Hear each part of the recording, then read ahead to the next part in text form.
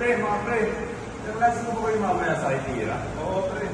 Ngayong 12:30 to 1:30. May update ka tayo mamaya? Oo.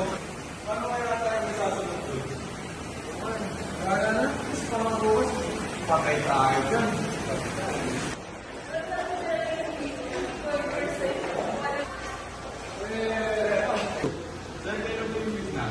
Durang naman tayo ng klase mamaya. Pumasok na kayo, mag-anong din ako.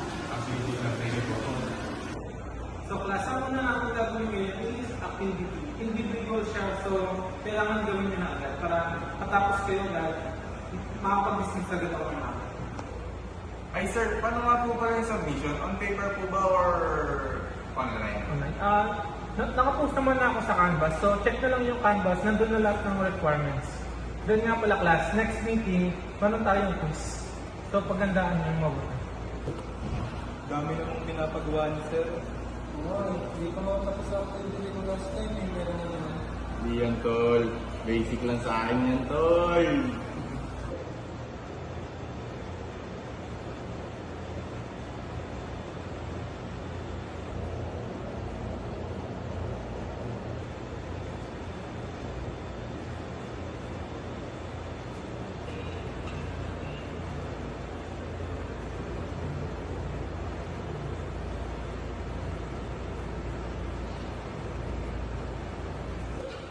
Okay class, pass your papers. Nasaan na yung lang? Tapos na, meron lang 10 minutes na. Bye. Pero may bilis na nakakapasa. Nagtitripit ako pre. Hindi ba kami ba? Huwag ka nagpapaulit.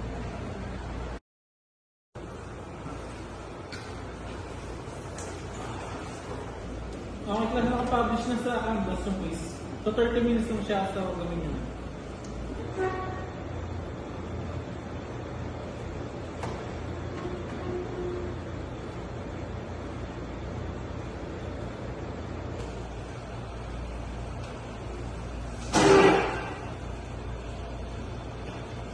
So okay class, nakita ko na yung grade niya sa Canvas since nakapost na dito.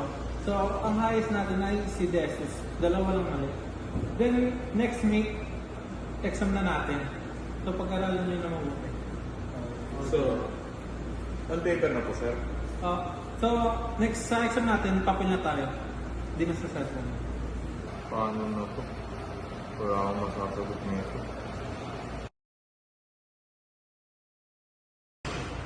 Okay, since this is exam, yung lang ng bag sa harapan, tapos lahat ng cellphone dumay sa akin.